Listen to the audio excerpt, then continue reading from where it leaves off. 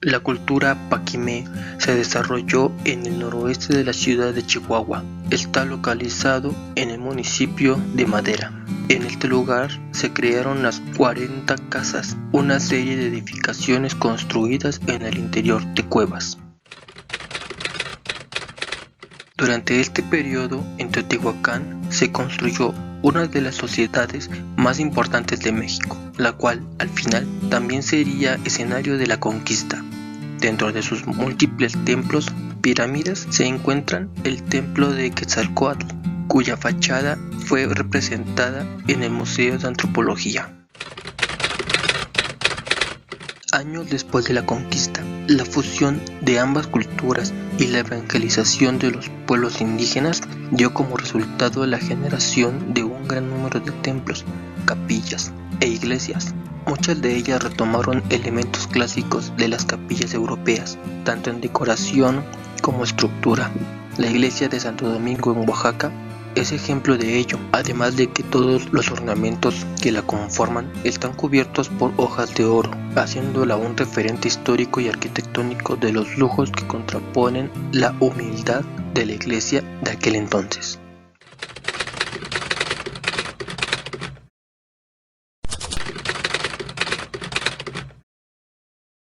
La influencia europea continuó hasta los años 20. Sin embargo, unos años antes de que este acontecimiento sucediera, se dejaron los últimos restos de esta ideología a nivel de arquitectura. El Palacio de Bellas Artes, construido en 1904 y con 80 años de existencia, es ejemplo de esta inspiración que murió para dejar vivir la originalidad mexicana.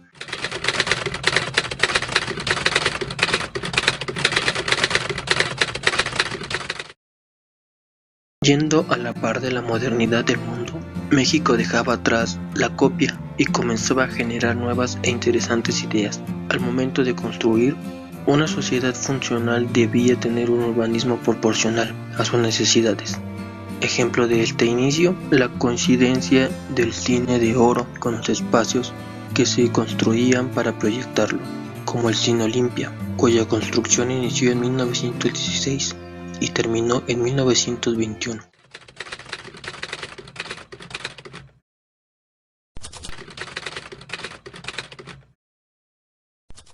A 20 años de la Revolución Mexicana, el pensamiento de los artistas y arquitectos de la época había tomado el pasado como lección y el presente como escenario de innovación.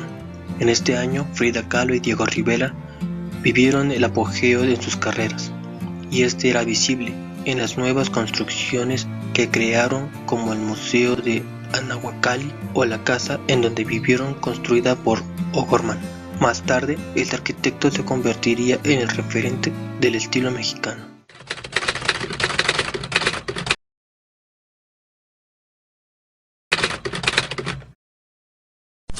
Durante esta época ya se vivía un apogeo en la arquitectura mexicana que no terminaría ni años después. Los grandes nombres que soportarían este gran auge comenzaron a surgir. El ejemplo más claro, Luis Barragán, quien dejó atrás lo clásico y le dio minimalismo y modernidad a México.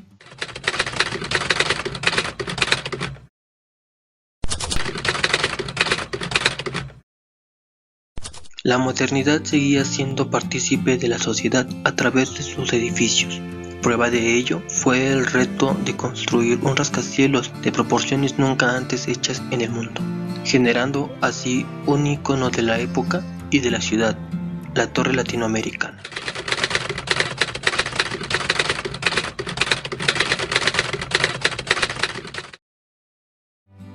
Durante esta década se dio el anuncio de que las Olimpiadas se celebrarían en nuestro país, además de que internamente se vivía una época de crecimiento poblacional y se comenzaba a pensar en México como un país que lo tenía todo para ser parteaguas del futuro. En esta época se creó el complejo habitacional más grande de toda la historia de la Ciudad de México, Tlatelolco.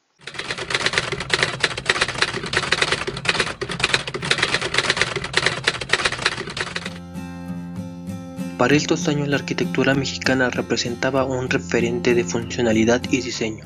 Esto se veía reflejado en la construcción de zonas hoteleras, que demostraban cómo México había cambiado en las últimas décadas, por lo que mencionar el Hotel Camino Real, en Polanco, creado por Ricardo Legorreta Vilches, es mencionar un ícono de esa época.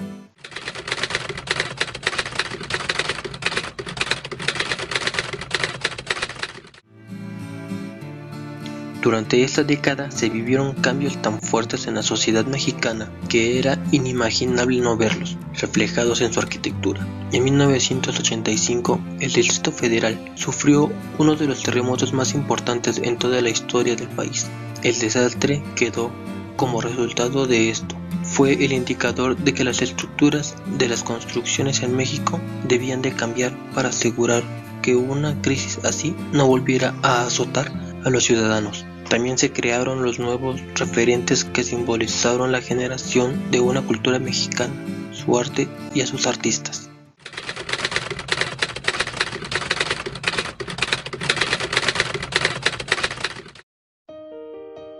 Siguiendo con la línea de crear edificaciones con objetos culturales, esta década se construyeron museos, centros de cultura e incluso galerías que albergarían grandes obras y que permitirían al público interactuar con el arte.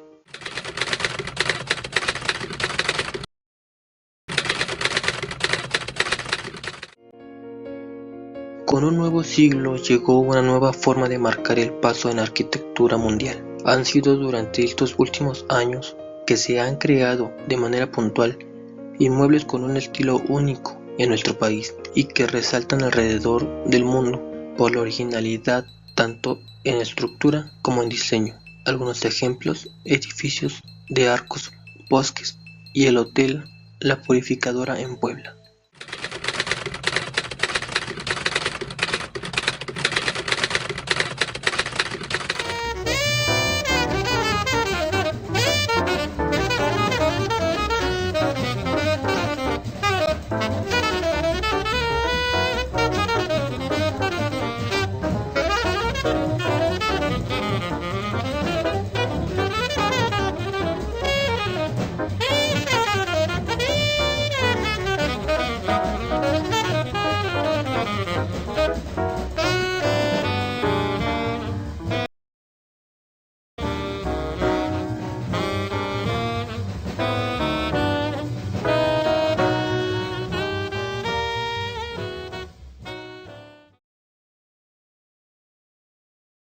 Considero que la arquitectura es la especialidad que se encarga de desarrollar, diseñar y crear inmuebles y estructuras que sean funcionales y atractivos para las personas que en ellos se van a desenvolver o que van a convivir alrededor de dichos espacios.